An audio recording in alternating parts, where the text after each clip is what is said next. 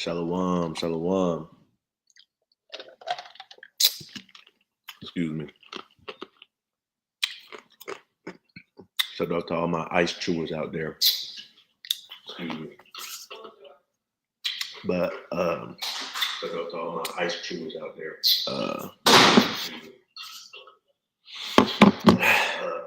Happy Sabbath, man. Oh, let me apologize.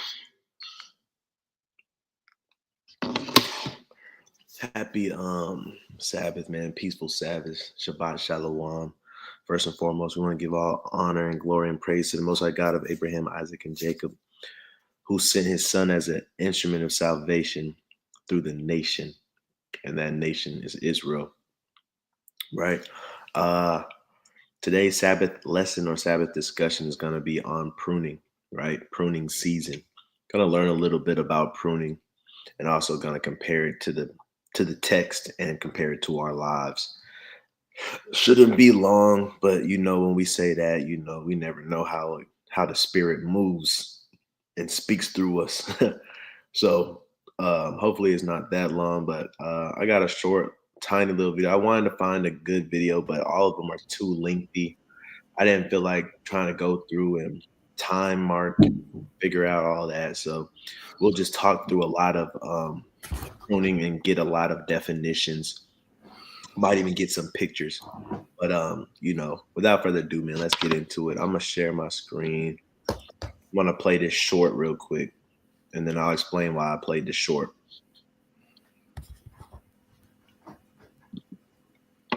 So today I decided to build.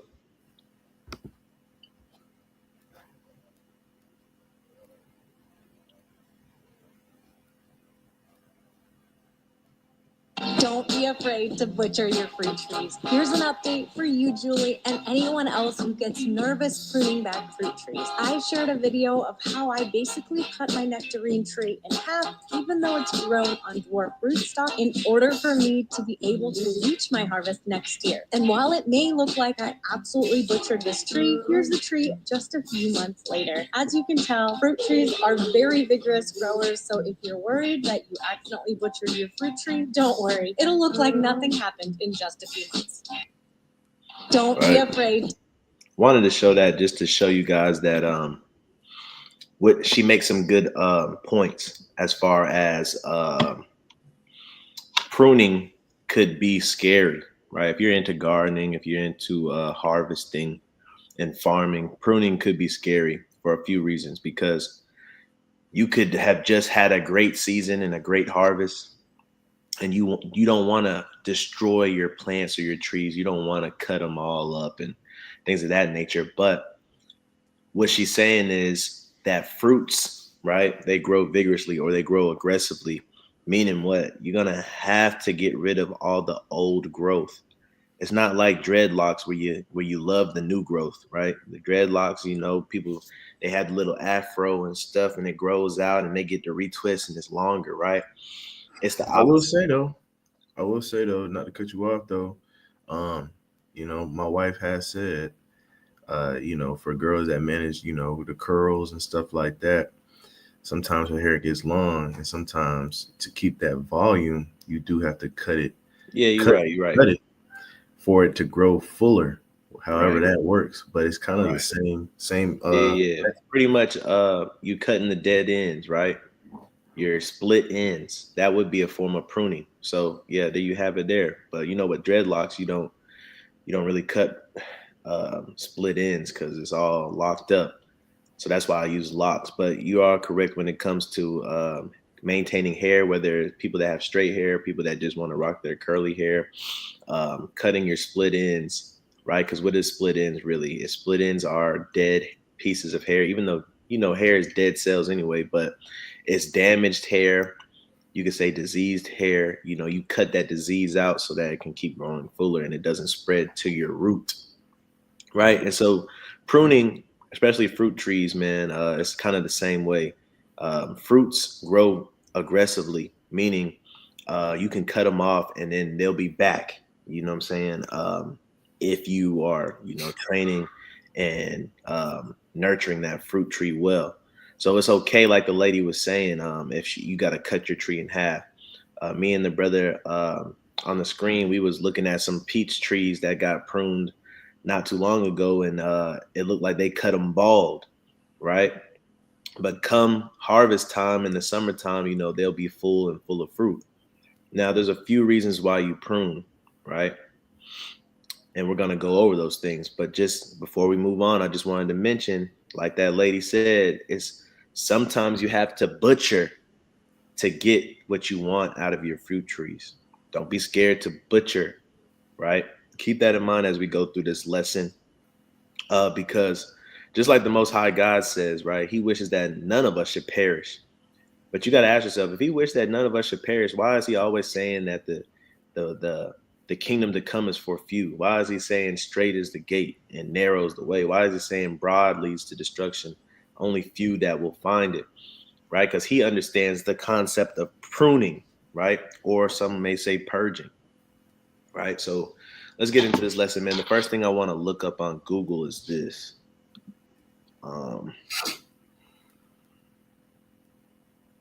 Slovakia.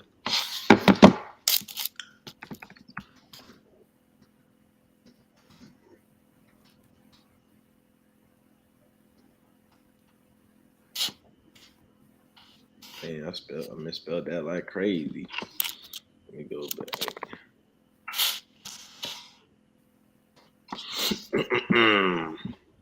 Right? If you could read this real quick. Pruning gives an opportunity to remove fruiting buds, thereby invigorating remaining buds, increasing size and quality of the fruit that will form with less fruit thinning later.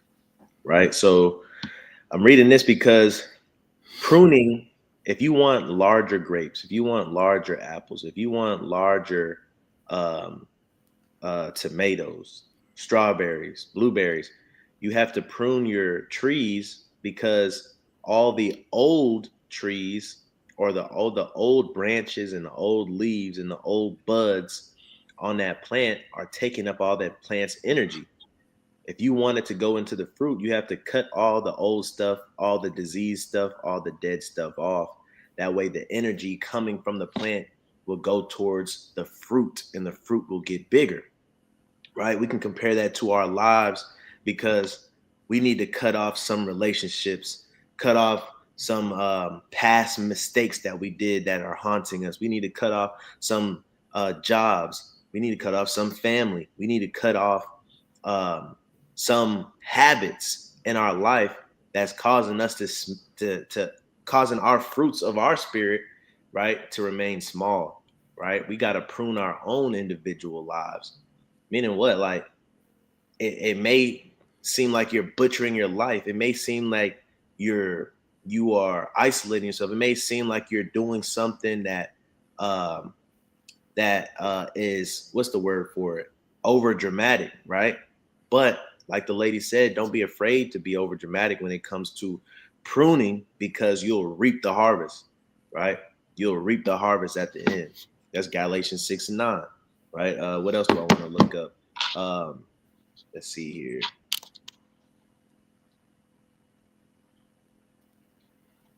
This is just a discussion, man. All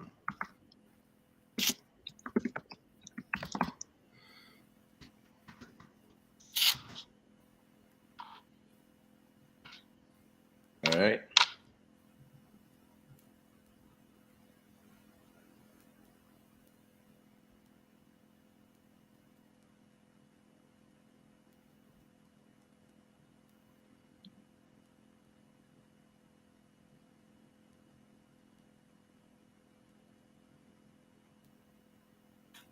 All right, we could just read through some of these, right? Benefits of pruning fruit trees. It boosts fruit production. Right? So you're going to get more fruit when you prune your trees. So you're going to have, for example, if we're comparing this from a personal standpoint, you may have the fruit of the spirit of love. You may have the fruit of the spirit of kindness, but you might struggle with long suffering. You might struggle with gentleness. You might struggle with joy, right? When you start pruning things out of your life, cutting parts of you out of your life that you don't need, right? That might be diseased or that might be dead. They're old pieces of you that you are no longer no more, right? You're still tethered to some things that are part of your old man or old woman, right? You're not going to have that increase in fruit production, right? You're not going to get those more. You're not going to get more of those fruits of the spirit that you lack until you prune. Now we look at it from a nation standpoint. God has to do the pruning because he said we're going to be as the sand of the sea, right? And we all know that the wages of sin is death. So you have to prune everything that is in sin because it's not going to be fruitful, right? It's not going to add fruit on the tree, or good fruit that is. It's going to be diseased. It's going to have holes in it, right? It's going to be rotten. It's going to not get as big. So the Most High God got to prune the nation, right? Keep going. Read some more.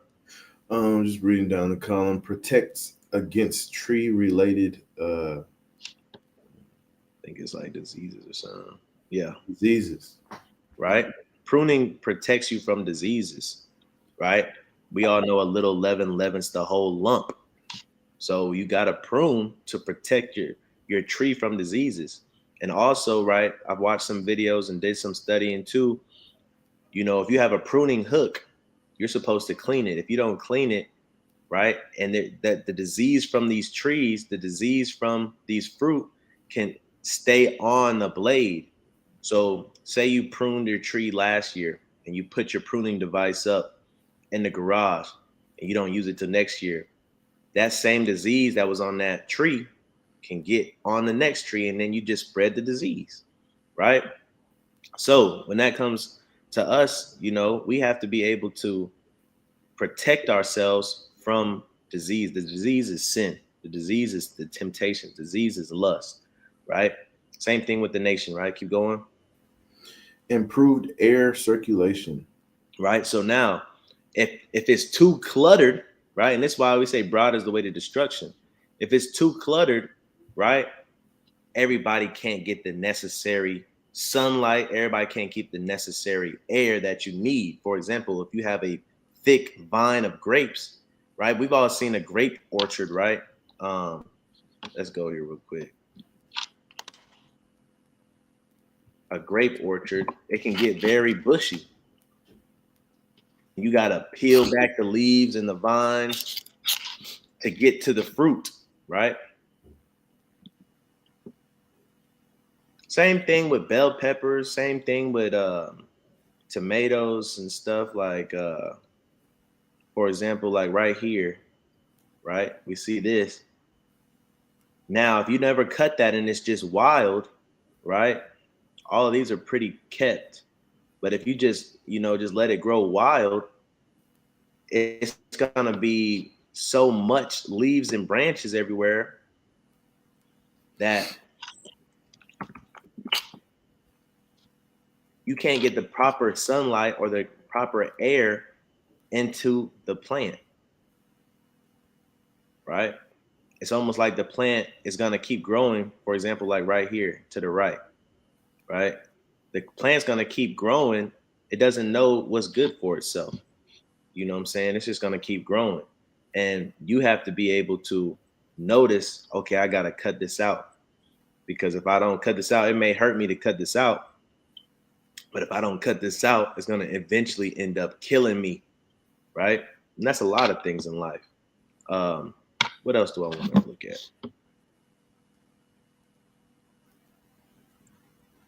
Right? I'm gonna get our first precept, man. Let's go John 15:2.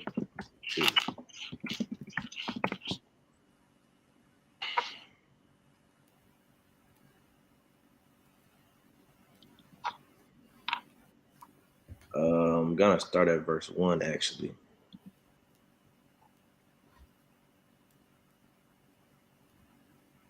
You can read this.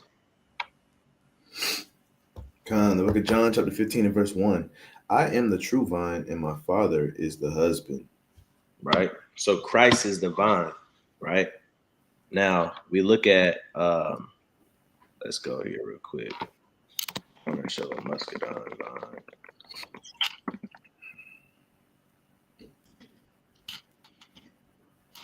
Because when the Bible gives us parables and gives us analogies and things of that nature, we have to be able to visualize what it's saying in our head. Oh, why did I do that?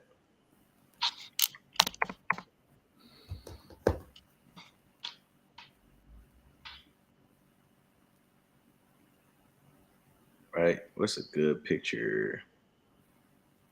What's a good picture to use?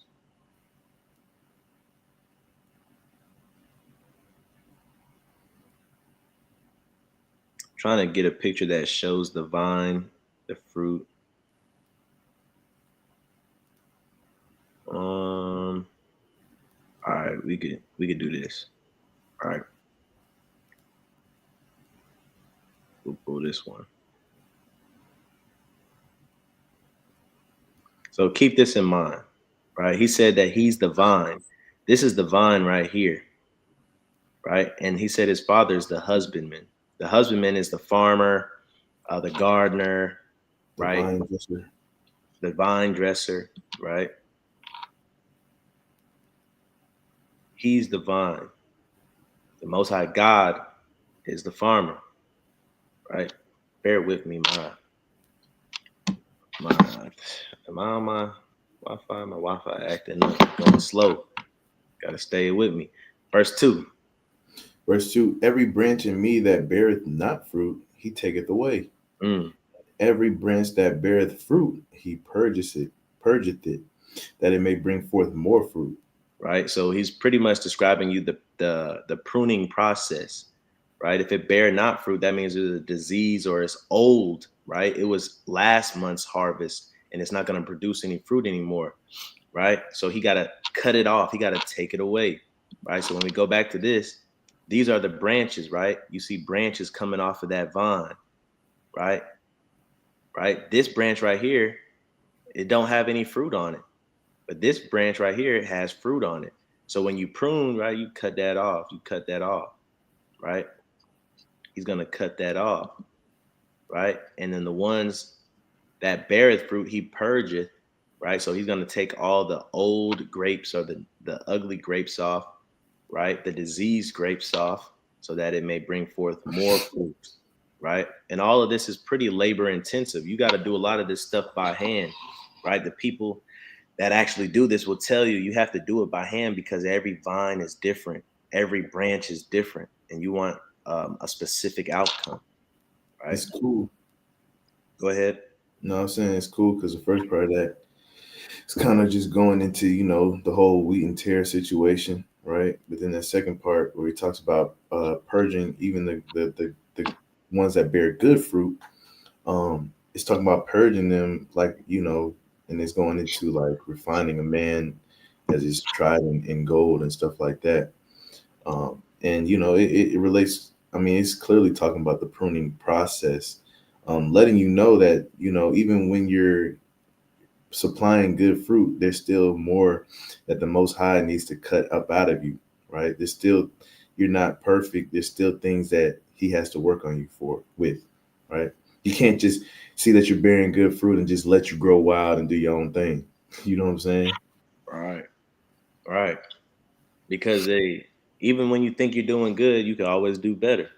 So you got to always have maintenance. You got to always be self-examining yourself in the truth, in this walk, right?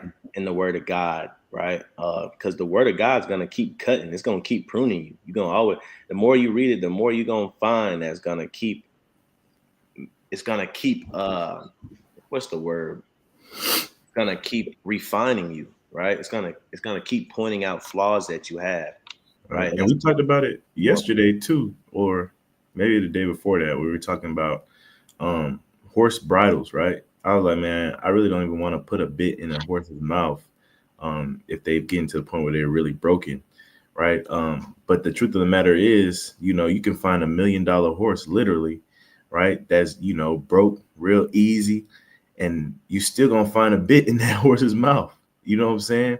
Because even if you're good, even if you're broke, even if you know what to do, you still need a handler, right? Because that horse can get as the book of Sirach says, headstrong at any time, right? Because something about building that confidence of doing what you're supposed to do, it leads to recklessness, of you always thinking you're right, of you always thinking your decisions are good, not knowing that they're not always going to be good decisions, that you're not always going to be doing the right thing, or you can take what you're doing and use it for bad and still think it's good.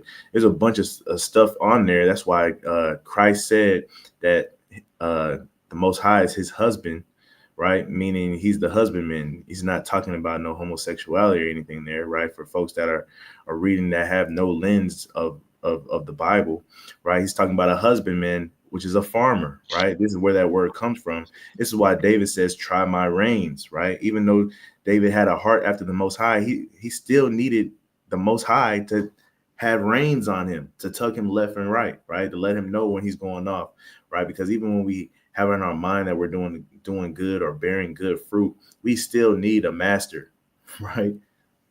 Or a handler. Right. And think about the first husband, right? The first husband would be who? Adam, right? And think about what Adam's job was before he was a husband. He was a husbandman. He was taking care of the fruit, the trees, the animals, all that. And he had direction and instructions from God how to take care of it all, right?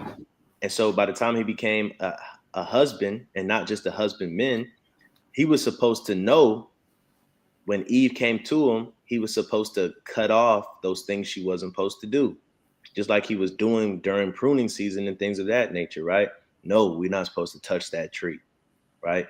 Cut that out of your desires, right? And so just like that, that model of a husbandman transcends to the actual role of being a husband. It says, deal with our wives as weaker vessels, right? And so in that aspect, are you trying to better your wife? Are you trying to look for things that your wife does that could be better?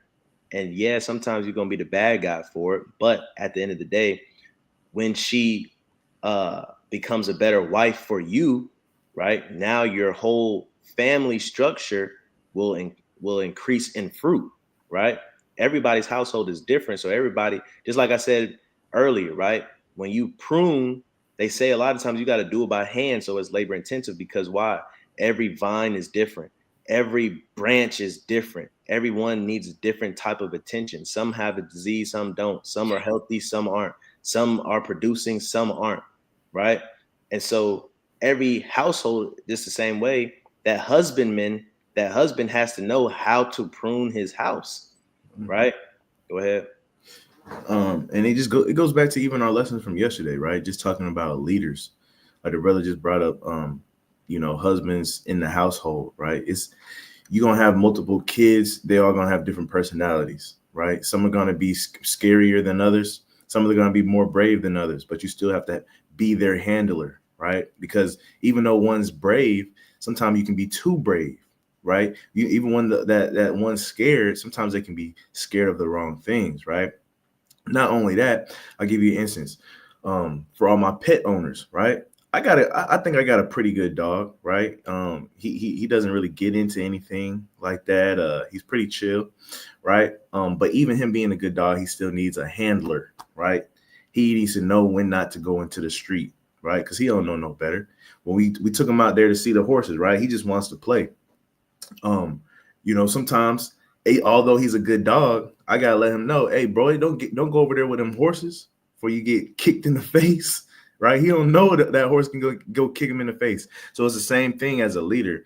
So kids, especially women, wives, don't take it the wrong way when your husband is trying to lead you, trying to correct you, right, or be your husband, right, of the vine that's with him, because you're his vine. You give him nutrients, right? You nurture him, and he's supposed to be your husband, man. He's supposed to purge you. Don't get it twisted, right, and thinking that he thinks you're a bad wife, right? Don't get it twisted thinking that he thinks you don't know what to do or you're not doing your job, But sometimes every now and then, right, he knows how to purge you to make you better, right? So when he makes a suggestion, it's not that you're doing something wrong, but maybe he's gonna better the way that you do something, even though it's already good. But it's not a bad thing. He's just being what? Your husbandman, your handler, your vine dresser. That's what he's supposed to do. You got to allow him to do that for you to grow in your role. Right. And like I said, man, this is just a discussion. So wherever we go with all these precepts and things we reach on Google, you know, that's where the spirit has us. It's nothing planned for real. But the analogy is great in the aspect of each of our houses are seen as orchards, right? And you, like the brother said, you have a husbandman and you have a vine. That vine, you know, produces fruit. Now that's spiritual fruit and it's literal fruit, like the fruit of the fruit that you guys bear. You know what I'm saying? Babies. You know what I'm saying? So it's like we can compare these things on a natural, physical, and spiritual sense. And we want our orchard, and each orchard's different. We want our orchard to be the best orchard it could be, meaning producing the healthiest fruit, the healthiest vines, the healthiest trees, and the healthiest harvest, right? So, you know, everything the brother Dan said, it was on point because, you know, it's up to that husbandman. For example, if somebody's tasked with the role of a husbandman, and that orchard looks crazy, it looks wild, overgrown, the grass ain't cut, right? They're not even producing that much fruit, so they can't take it to the farmer's market. That husbandman's gonna be at fault, not the vine, not the fruit, not the tree. You know what I'm And the saying? only reason why he let it get that way is because the vine or the orchard or the branch or whatever was was too bucking up at aggressive. him. It was Like, too aggressive. It was growing well, too fast. I'm getting nice and long. Why are you gonna go and cut me? Right? Right. And then before you know it, it's out of control. Right. And It's the you can't same do thing it in by the yourself. households. It's the same thing in the households, right? You can't do it Because by yourself because it's out of control. and That's you why don't see that, a lot of people get therapists because you right? need help at that point. Yeah. You don't see that that you're getting out of control, but that's why you have a husband, right? And so it I like it. I like that analogy, man, because like pruning, it seems backwards, like the brother mentioned. It seems backwards when you're cutting off stuff, right, to make it more healthier, to make it blossom. Excuse me. Same thing in relationships. Same thing as leaders in the household. Sometimes our correction may seem backwards, might seem like we're doing too much, but it's really to better you, to make you look better, to help your job out, right? If you think about some of the suggestions, if you have a wise husband, right? I'm not saying everybody has a wise husband, but if you view your husband as wise, sometimes take his suggestions, take it in for a day or two before you rebuttal with a something contrary to what he's asking of you, right? Let it soak in first, because it might actually make sense, and then assess it. Because a lot of times, truth be told, I know a lot of brothers in the truth, man, we're just trying to see our women do better and make their lives easier. And sometimes it looks like it's a purging, sometimes it looks like it's a pruning, it looks like it's backwards, but it's really not. Come on, man. And switching gears just a little bit, really not gears, but just a different perspective. Now, think about what all we just said and then apply it to the nation and apply it to God, right? A lot of times the first thing we say to people is, God, that's not my God that sent me into slavery. That's not my God. My God wouldn't do that. That's not my God. Why are we in the position that we are right now? Why are we oppressed? You saying we the chosen, why are we oppressed? Right? And because God has to do some hard pruning sometimes, man. If he's looking at the future, because that's all a husbandman does is he's prudent. He's looking at the future of the harvest, looking at the future of the produce that he's trying to grow, right? And sometimes you make hard decisions and you say, yeah, it's going to be about 2 years to recover from this, but in 2 years, everybody going to be eating good, right? And so that's how God look at it. You know what I'm saying? And here's an example in the Bible. We're going to go to Numbers, right? With our people in the wilderness. Let's see what he told the people in the wilderness, right? Through Moses, right? Numbers 14 and 27. Says, how long shall I bear with this evil congregation which murmur against me? I have heard the murmurings of the children of Israel, which they murmur against me. right? So a few things I want to point out here is he said, how long shall I bear? So he was bearing a little while with them. You know what I'm saying? A lot of times in a harvest, you may have a peach orchard, you may have a grape orchard, whatever. You know, and it's your first time growing them, and you spend a lot of money. You want it to do well. And sometimes you end up wasting time trying to bear with the evil of, man, my garden is just diseased. It's infected. I got to start all over. My row crop is just disease infected. I got to burn the field, right? And a lot of times you don't want to do that, but you bear long enough with bad production and bad harvest, you got to do it, right? So he's saying the same thing. He's comparing us to that, right? We're an evil congregation that murmurs against him. How long shall he deal with that, right? Let's read verse 28. Verse 28, say unto them, as truly as I live, saith the Lord, as he has spoken in my ears, so will I do to you. All right.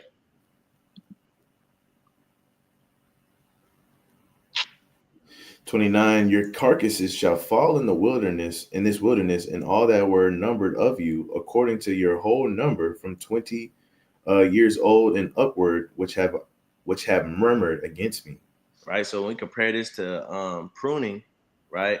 You prune the old wood and it falls to the ground. He's saying they're carcasses of this generation he's talking about, and he gave a time frame 20 years old and up. Right. Everybody that when he's saying this, everybody that's 20 years old and up, there's no hope for you. He's saying you're gonna die here in the wilderness, right? He's gonna cut you off the vine, you're gonna fall down in this wilderness, right? Why? Because you're old, you're diseased, right? You're dormant, you're not producing fruit. So he got to prune you. Go ahead. Just as a side note, man, I don't think this really has anything to do with anything, but I think it is pretty neat that he said that he was gonna judge everybody for murmuring against him 20 years and older. And I just think that's neat because a lot of times, especially as parents, man, we decide what and what not to give grace to our kids for saying, as kids, man, you say a bunch of stuff once you get in trouble and stuff. I remember growing up, people say stuff like they want to run away from home, or they hate their parents for, punishing them and stuff like that. But the Most High, man, he understands that at a certain age, those feelings and those words of regret are going to come, and he's not going to judge you for them until you get to 20. And that's about right, man. When you get about 20 years old, man, all that talk that you say after you get corrected and all that stuff, or you face punishment, you kind of know what you're saying at that point, right? You already know, you kind of know what to say, what not to say. And you kind of know the right and wrongs from your actions too. So I thought that was a little neat, man. Man, the other thing about this is what's the first thing you had said when you opened up about it? That I thought it was neat. And that it allows us to look at our kids sometimes. Right. And so I'm surprised a lot of people don't go here for the age accountability. You know what I'm saying? A lot of people put a lot of precepts about what's the age of accountability in the Bible, X, Y, and Z. They say 12. Right. And here it's saying from 20 years old and upward. And I kind of agree with Dan. By 20 years old, you kind of have some habits in you that are going to be too hard to break. You can't really be retrained, right? Let me go somewhere real quick. And you're old enough to be like, man, not to say that. Come on, man, that's your mom, man. You're not supposed to be saying that about your mom or saying that to your mom, right? Like, and it's all off of emotion, right? That's really what it is. Like, the Most High understands children. They're gonna say and do stuff off of emotion because they're still in their childish ways. But once you become a man, once you become a woman, you gotta put away childish ways. That comes with again, our lesson from yesterday, right? Being in a bad situation or not ideal situation and still being able to have some type of composure, right? To not let your emotions get the best of your character, right? And so I think 20 is a great year for that. Right. I'm trying to pull up if my Wi-Fi would hurry up and work, man. I'm trying to pull up. It's a video I seen. It was a short. And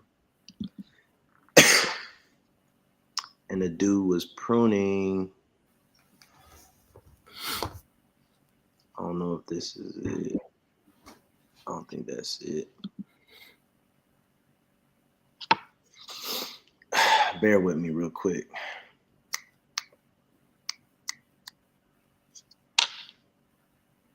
All right, let me go to this video real quick. I don't know why my Wi-Fi working so slow, dude. Don't get me wrong, man. I'm talking about like adult things right here, adult conversation. Like, don't get me wrong. Like your kid, when your kid This is gets day about 8 of showing y'all something on our farm. Today we're in our muscadine vineyard to do some What? pruning now that the plants have gone dormant. So these muscadine grapes we won't pick until the summer, where we will use them for things like bottled juice and jelly. But if you need to send arguably, it to me, bro, just send it to me. I can pull it up. is the most important.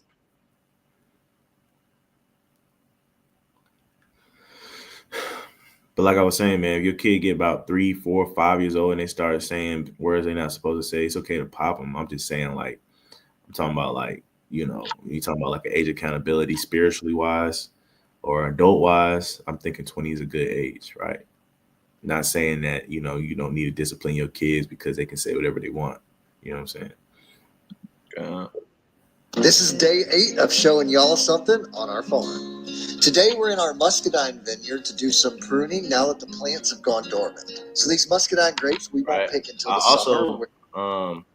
Want to make an emphasis. You prune when the plants go dormant, meaning there's no more growth, right? There's no more growth. So we could compare this in our life, right? There's a point in our life where we can start to see things of the world do not benefit us anymore. At that time, it's time to cut it off. That's God telling us to come back to Him, right? And a lot of times it's going to be in an uncomfortable season, right? A lot of times for fruit trees, the dormant stage is in the winter time, right? That's when you do your pruning, is in the wintertime. A lot of times it's going to be uncomfortable seasons, uncomfortable situations when you're supposed to be pruning, like I said earlier, relationships, jobs, family, habits, right? You got to do all that stuff when you don't want to, right? You don't want to go outside in the cold and the rain and the wet and the wind and prune, but you got to do it for the harvest. So I want to make that as well.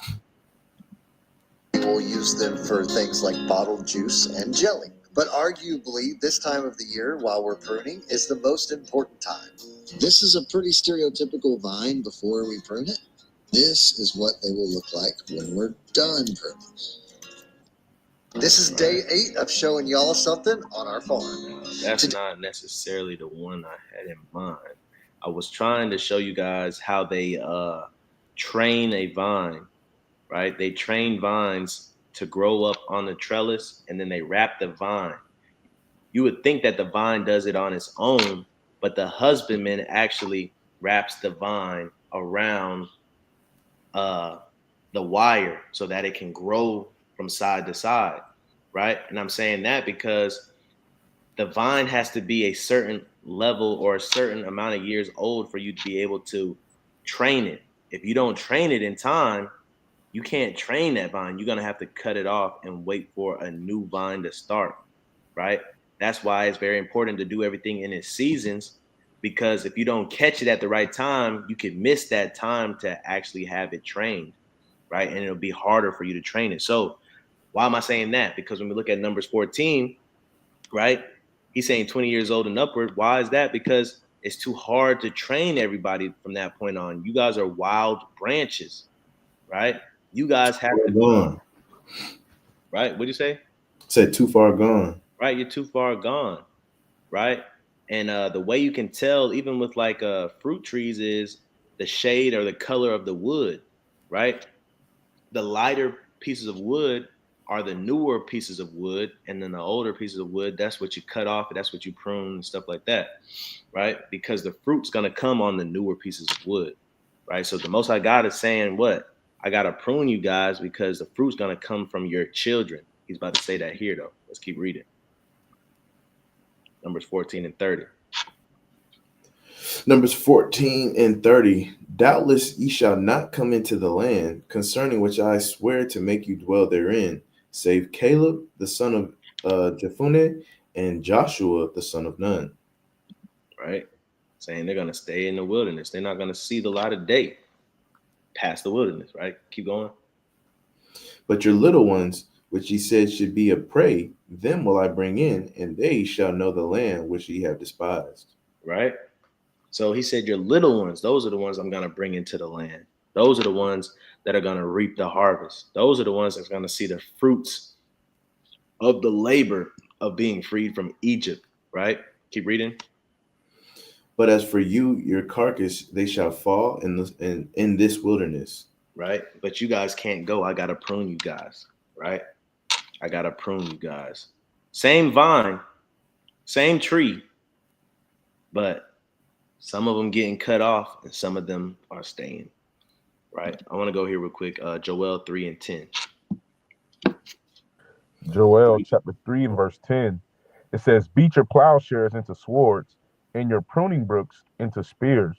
Let the weak say, I am strong. Right? Pruning hook, right? I want to just show you guys. Now, a pruning hook kind of looks like a sickle, right?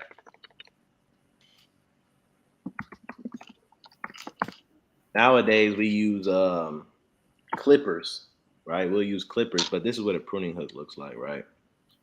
And what you do is you pretty much use that part right there to cut off branches. You hook it and pull it back and it cut off branches and things of that nature. And you can prune, but you can see how from this, it says you're pruning hooks into spears. You can see how somebody could put this in the fire and make this into a spear, right? Especially how sharp it is. These are very sharp, right? Pruning hooks. You can see how that could be a spear. You could easily make that into a spear, right? That's kind of the modern day pruning tool that we use. It's like some clippers, right? Or scissors, right? But this is what a pruning hook looks like. All right. And I'm just showing you this just to let you guys know that there was pruning back in the ancient days as well, right? Hundreds of years ago. Let's see what a plowshare looks like. It's pretty much like a reverse shovel that digs into the ground, right? And you'll see like ox and cows and stuff pull it because you know that dirt gets heavy, right? Or tractors pull it because that dirt gets heavy and it breaks up the ground, right? And it said beat the plowshares into swords, right? I would like to see them make this into a sword. But yeah, so that's what a plowshare is, man. I guess if one looks like that, right? Something like that. Guess those are some ancient ones. So I guess I can see how it can be into a sword, right? But yeah, nonetheless, I just wanted to read that just to show you guys that pruning was going on, right? It's nothing new, right? All the stuff that we're doing in our gardens and stuff today, that's relatively old information. We've just tried to increase it throughout time. I'm gonna go. Let me see. Right, man. I do want to point out something too that you mentioned. Just talking about timing, right? Being too late. That goes with anything, whether you're raising kids or training dogs, right? There's certain things that you're supposed to do at certain ages, because it's the easiest for them to grasp, right? And sometimes if you wait too long, it'll be harder for them. They just come a little headstrong because they have done something over time that they necessarily shouldn't be doing, if that makes sense, right? And it's hard to break habits after they reach a certain point. And so that's kind of the same concept with the Most High, when he's purging out Israel at 20 years and older, and when he purges us individually, right? A lot of people, just statistically speaking, they find that life is harder, like around like their mid 20s, right, or early 30s or something like that.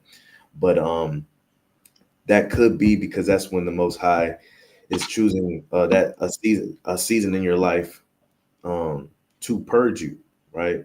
And as we see here, he says 20 years old and upwards. So it kind of makes sense that he would start retraining you at 20 if he likes you, if that makes sense, right? He'll start retraining you, but that also means that he has to purge you after you reach 20, take a lot of stuff out of your life, but you still got to be willing to let go of some of your habits and willing to grow and let him be your husbandman, right? But it's all about timing. Even when the brothers talked about purging, usually happens in the wintertime, right? A lot of times purging happens in a season where to the vine, he or she just chilling, and it's really never a good time to purge you, but it has to happen, right? You can look at that as even with a wife, right? You're as a husband, you're just waiting for that right time to say something to her about something that she did or something that you want her to start doing. But it's never the right time. Sometimes you just got to go ahead and let it be known, right? And it's for the betterment. And just know it, just keep knowing I'm saying this in a winter season. I know you don't want to hear this right now, but it's for the betterment. So next season, you know what I'm saying, you'll be that much more full. But come.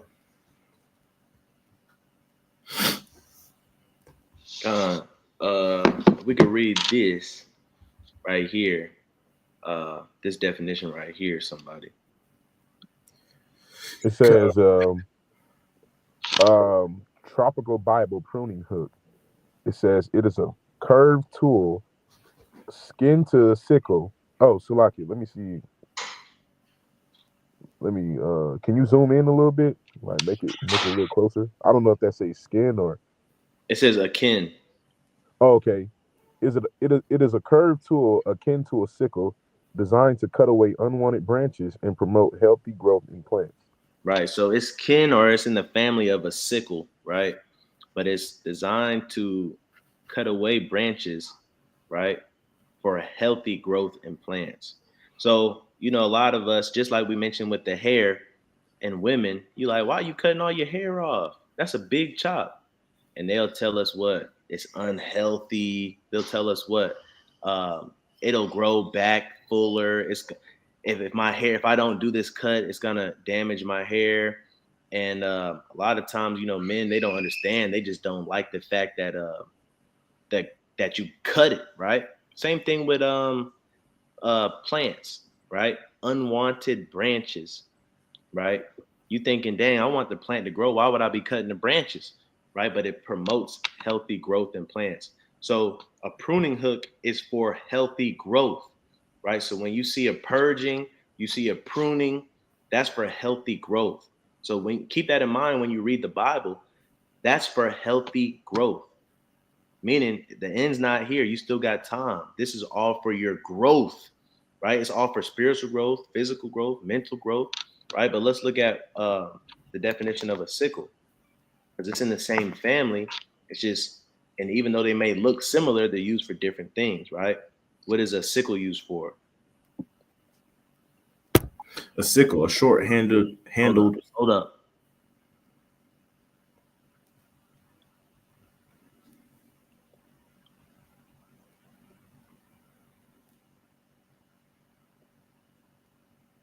Trying to find one that I want. All right, so read this one right here. Sickle definition. A sickle is a tool with a handle and a curved metal blade that workers use for trimming grass or harvesting crops.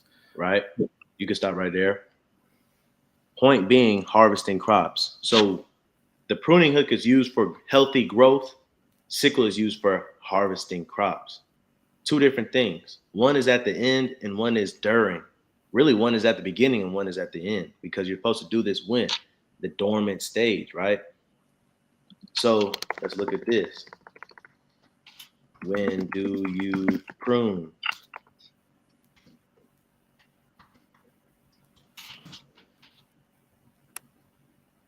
All right, if somebody could read this real quick. It says pruning of temperate fruit trees Peaches, apples, pears should be done during the winter dormant period in most cases. This period, generally between December and February, allows for some latitude. right?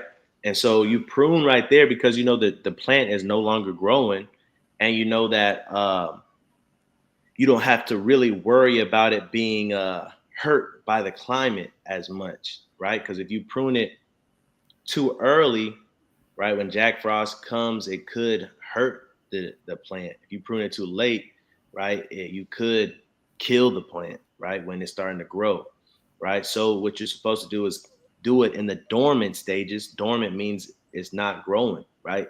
It's pretty much the plant version of hibernation. They're sleeping, right? That's when you're supposed to cut it, right? And just like us, we was in the world, we were what? Fast asleep. And it wasn't until we started cutting things out of our life to where we became awake. And the more that we cut out of our life, the more awake that we are, right? So keep that in mind. Like the brother said, there's a specific time where you're supposed to prune, and it's the beginning, right? When everything is about to spring forth life, right? It says going into February, right? And then the harvest comes in at the end, right? I That's want to that's go that's ahead. kind of I'm saying that's kind of a good analogy, man. Because even what, like I was saying before, when you reach your early 20s, right, you're entering into a new stage of your life, um, an adulthood, right? So that it would make sense that the purging would happen in your early 20s or your mid 20s or whatever. You know what I'm saying? Uh, and like I said, man, this was just a discussion, man. Something to keep your mind, keep your mind on, because you know husbandry and farming and stuff is heavily in the Bible. So I just wanted to, you know, I know for me, when studying the Bible, a lot of lessons like this that I've watched other people do. When you read the Bible, when you go back and read certain things, lessons like this pop back into your head to where you can kind of really get into what you're reading, right? But nonetheless, you know, this is the last precept I got. Is Matthew 18:7. Throughout, we're gonna read a few verses of it. Matthew 18:7. Woe unto the world because of the of offenses, for it must needs be that offenses come. I like that. But woe to that man by whom the offense cometh. Right? Go to verse 6. So the offenses to the world is supposed to come, right? But for the man, you're not supposed to offend, right? So he's gonna tell you the world's gonna be cut. So that's why the offenses must come to fulfill prophecy. A man is not supposed to offend though, but if a man does offend, this is what's supposed to happen. Let's read verse 8. Wherefore, if thy hand or thy foot offend thee, cut them off You're and supposed to cast them from thee. go ahead. It is better for thee to enter into life halt or maimed, rather than having 2 hands or 2 feet to be cast into everlasting fire. Right. So I'm comparing this to pruning, right? You're entering life when you prune, right? You're halted or maimed, but you enter into life, meaning when the harvest comes, you'll be able to produce more fruit, right? Now, this is definitely a parable and analogy. He's not telling you to actually do these things, right? It's a deep saying, right? But what he's saying is this: if you know something causes you to sin, it's a disease. You should cut it off. If you don't cut it off, it's going to eventually take over your whole being, right? That's the whole point of pruning. This is self pruning that he's talking about here, right? Verse 9. And if thine eye offend thee, pluck it out and cast it from thee. It is Right? better for thee to enter into life with one eye, rather than having 2 eyes to be cast into the hellfire. Right. So we talking about cutting branches. We talking about plucking bad fruit, right? We're pruning, right? We're pruning these things, right? That your eyes see, that are addicting to look at, right? Addicting to look at, addicting to feel, addicting to do, right? These things that are offensive, right? And they're offending the law. That's what it's offending, right? Those things you got to pluck it out. Right, man. It's almost like haircuts for guys too, man. I don't know for anybody else, but for me, if I go along without a haircut, that's when I start, getting pimples, and my face starts looking kind of drained and whatnot. As soon as I get that haircut though, the blemishes go away, right? My face looks rejuvenated. Um, and so, I don't know how true that is to, I guess, I mean, they can come from ingrown hairs and stuff like that, but I think it's the same way, right? Uh, sometimes you got to get cleaned up, and that's physically, spiritually, in every aspect of life. Sometimes you got to get cleaned up, and I guess that would be a form of pruning to also as well. Gone. And before I close out or ask the brothers if they got any precepts, I don't know if y'all do or not. But before I close out, I just want to make emphasis on a few things. Pruning, you do it in an uncomfortable season. Why do you do pruning? Because you can get a larger fruit, you can get more fruit, and you can have a healthier plant, right? Keeping all those things in mind, we apply that to our nation and we apply that to ourselves, right? We'll make the kingdom, we'll make it to heaven, right? But what I just described is hard, is a hard thing to do, right? We're talking about uncomfortable situations and seasons.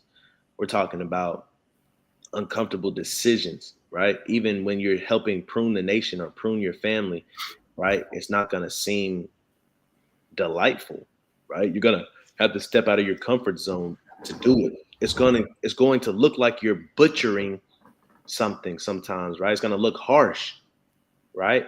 Especially to other people that don't understand, right? If I could go back, if my Wi-Fi wasn't tripping, I'd go back to the video that we started this video with, and she knew what she was doing. To the outside world, she was pulling up comments on her video. Oh, you butchered it. You're destroying your plant. But she knew what she was doing. She knew how to take care of her tree. So we got to know how to take care of our tree, right? You may stop. You may get off of Instagram. Everybody like, their brother over righteous. That's just over righteous. But you know your tree better than everybody else's tree. If that's triggering you to do stuff, you got to do it, right? Coming into this truth, you stop celebrating Thanksgiving, bro. Thanksgiving, we do it for the family, bro. It's good food, bro. You being over righteous, bro. You like a modern day Pharisee, bro. We all here. You in a cult, bro. But you got to handle your tree the best way you know how to handle your tree, right? When it comes to anything that the law of God tells us to do, we have to be able to prune ourselves, man, self-examine, and we have to be able to have hope for the harvest. So that's the only thing different is they can't see the harvest. They looking at the right now. The tree looks fine, bro. Leave it alone. The vine looks good, bro. Leave it alone. You gonna cut that much off of it? That's how they're looking at they're looking at the orchard like that. But you're looking at, man, y'all don't, if y'all only knew what the Lord had in store, if y'all only knew how much greater you could be, if y'all only knew the plans he had for you, right? Don't mean to get up here talking like a preacher, you know what I'm saying? But that's what we're doing it for. We're pruning for the hopes of the harvest in the future, right? Bigger, more, healthier fruit, right? But man, with that, man, that's all I have for today's discussion. Anybody got anything before we close it out? Yeah, I got one scripture. What's that? You can pull up Isaiah 65 and verse number 8.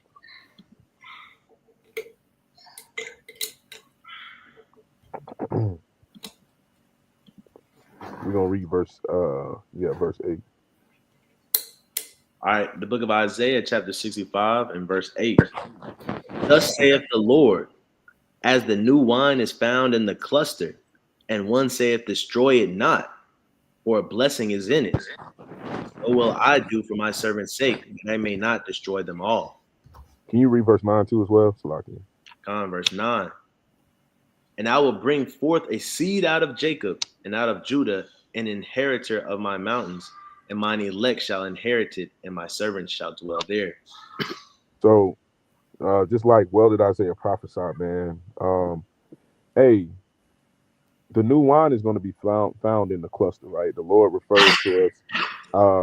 I want to say Dang, I had the book on my head, but I want to say that's in the book of Song of Solomon when he says, "My beloved is unto me as a cluster of campfire in the vineyards," something like that. But roughly paraphrasing, just wanted to bring that out because it kind of goes with this lesson. Pruning, getting rid of the things in its due season that doesn't grow, that's dead, that's kind of keeping the new from growing back. The Lord does the same with us. He sifts us, he prunes us, and no one's above reproach, right? But there's a reason for that because, like it reads, he says, for the elect's sake, he can't destroy it all. That's why you gotta, like the brother brought out earlier, you gotta know it's better to hand prune, right? So that way you can know exactly which vines, which branches need attention. Because you cut all of them off just for the sake of, well, all of it looks like X, Y, and Z, then you're eliminating the good branches that may be there, right? So just like the Lord does, when he prunes with us, he handpicks us. He handpicked his chosen. He handpicks the ones who, may not make it. But at the end of the day, he's doing it for the purpose of removing the things that are necessary to be removed for the elect's sake, right? Man. That's a good point. I wanna pull up something on YouTube real quick. Hopefully it works fast, man. But you bring up some good points. Because it's something called bulldogging, right? It's a slang term, but you can destroy your plant if you prune too much, if you cut too much off, right? You got to save a good fruit. You got to save a good branch. You got to save a good cluster, right?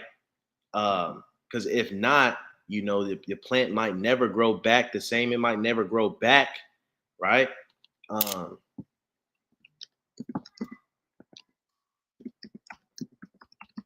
And then you just ruined all your hard work.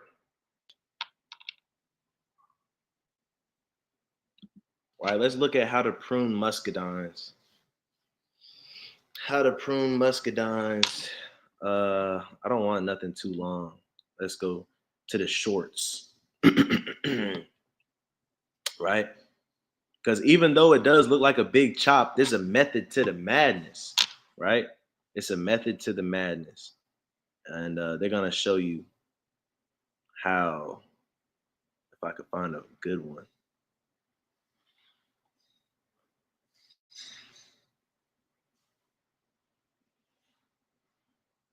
Right, let's look at this one. Yeah, I think I seen this one earlier.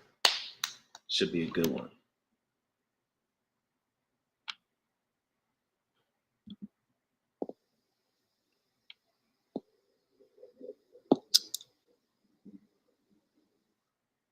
That's not what I thought. That's not the one I thought, man. Let me keep looking. I think I watched this one. Yeah, I watched this one, I think. Well, this one is just him training it. He's training this one, right? Letting you know the Most High God is training us, man, by his laws so that we grow up the right way. Right? And for a lot of y'all that didn't know, that's a tree right there. So vines are a tree. Like when he says the vine tree, it's an actual tree. I'm trying to find one that I seen.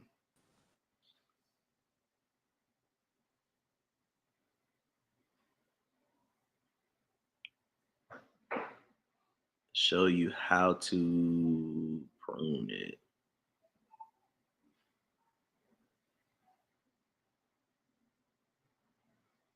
Let me go here. This might be one of the videos.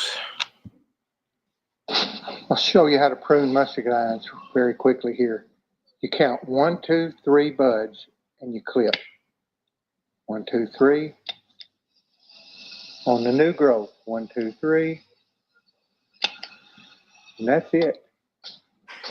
That's how you do it.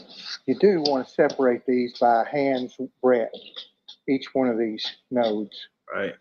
So what I want to point out is, even though you might have a long vine, a long branch on your vine, and that long vine or branch might be, I don't know,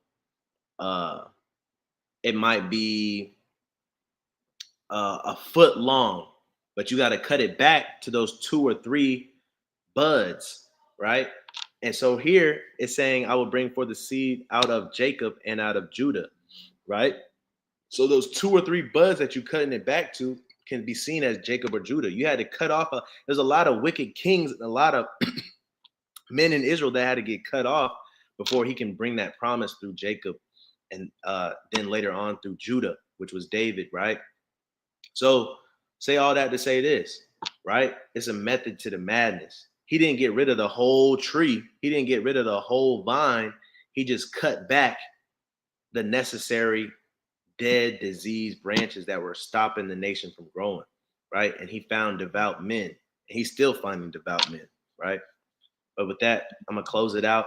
Hope you were edified. Hopefully this gave you something to think about when it comes to pruning, right? Not only yourself, not only the nation, but also, pruning actual fruit. You know what I'm saying? We learn it. So that we're going to say Shabbat Shalom. Peace be unto y'all this Sabbath day. You guys have a restful day.